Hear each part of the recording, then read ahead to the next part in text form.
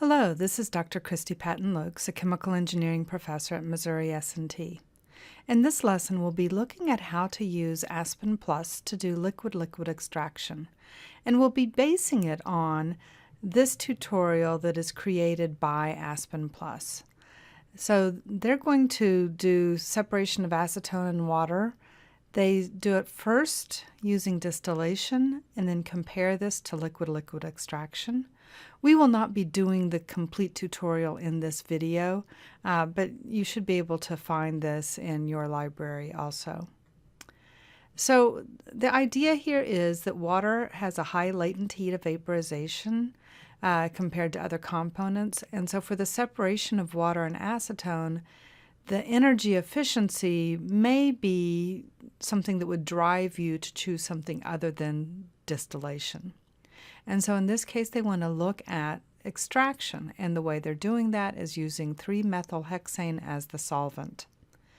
Now, they're going to do a 50-50 acetone water solution, and they're going to be adding a separate stream of the 3-methylhexane. So let's get started in our system by opening up a new Aspen file, creating and adding the components water, acetone, and 3-methylhexane. Now you may have a little bit of a challenge finding this one, so be sure that you are using the find, and again, the tutorial will give guidance on that. For the method, we chose the Uniquac RK, the Redlich-Kwong variation of the Uniquac equation, and this is now set up and ready to go once you accept your binary interaction parameters. One thing that is going to be important in this particular case is that we want to be able to see if, with these three components, I'm going to be able to get separation. So the ternary diagram is very useful for this, and I'm going to continue to the AspenPlus ternary diagram. And this system that we're looking at is going to be at 1 bar. And just make sure you've selected the components you're wanting to use for extraction, and then choose Run Analysis. And it's not super quick, but it's going to create those triangle diagrams like we've been looking at in class. So if we look at this, sorry, it just shrank on me. What we're going to see is it will create the tie lines, and yes, indeed, we do get this two-phase region that we would have expected. So it seems like this is indeed going to be a good choice.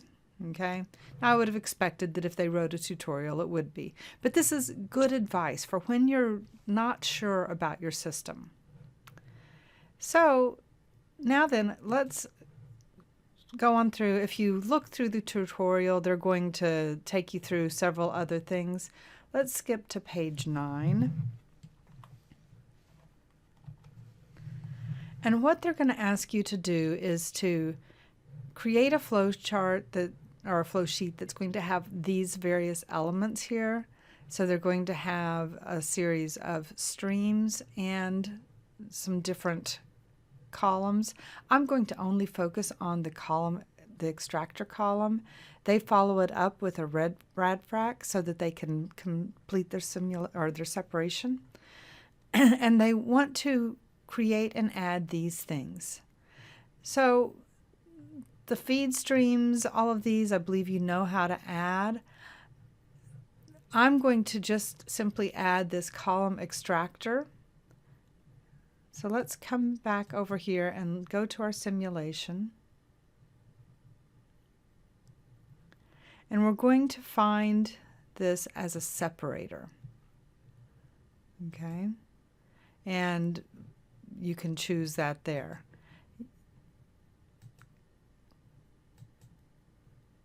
Under columns, we have the extractor. We also can choose our radfrac for our distillation. So we're going to add this. Well, if only it would. There we go. It finally added. And I'm going to pause the video for a moment and add the material streams. I'll be right back.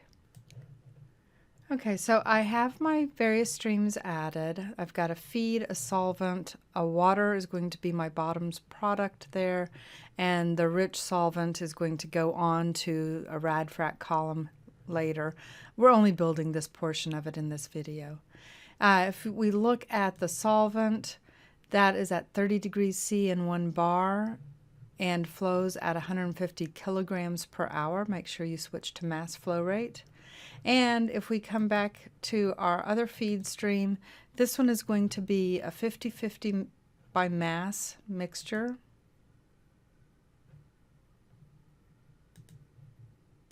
Of water and acetone at 25 degrees C and 1 bar. And again, we're doing this problem on a mass basis.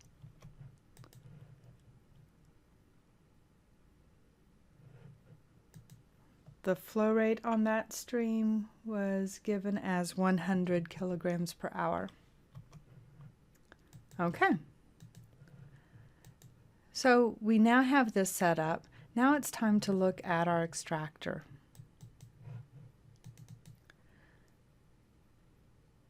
Okay. So the first thing you need to do is you need to tell it the number of stages. Now we've been working on how to estimate this in class. And we've seen that sometimes it's really hard to do using the graphical techniques when you get down to these very high purity systems.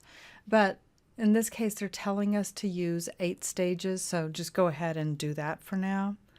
And then we're going to come to our key components. And in this case, we want to choose water as a key and the 3-methylhexane as the other key. The acetone is the one that will be traveling back and forth between stages. If we come to our pressure tab, we're going to just choose to keep this at a constant pressure of 1.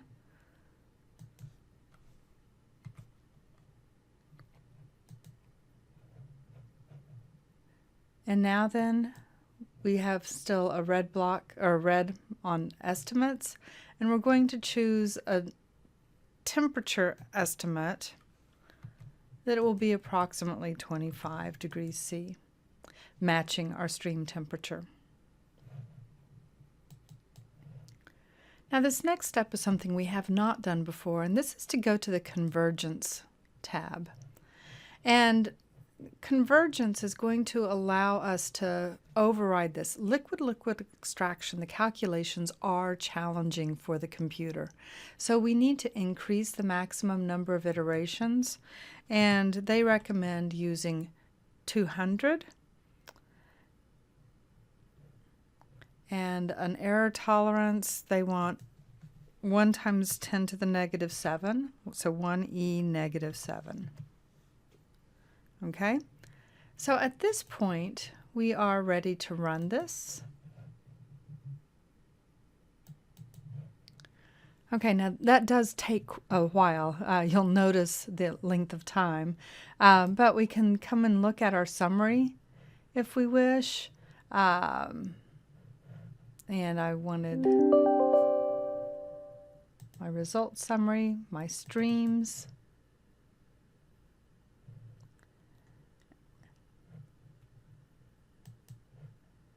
And we look at this and we see that indeed we have removed almost all of the acetone from the water stream, and it is now in the rich solvent stream. If you follow along in the tutorial, they'll take you the rest of the way so that you can now use distillation and radfrac to separate this. So this concludes this video lesson, but please, again, go to the actual Aspen tutorial and you'll learn so much more. Thank you very much.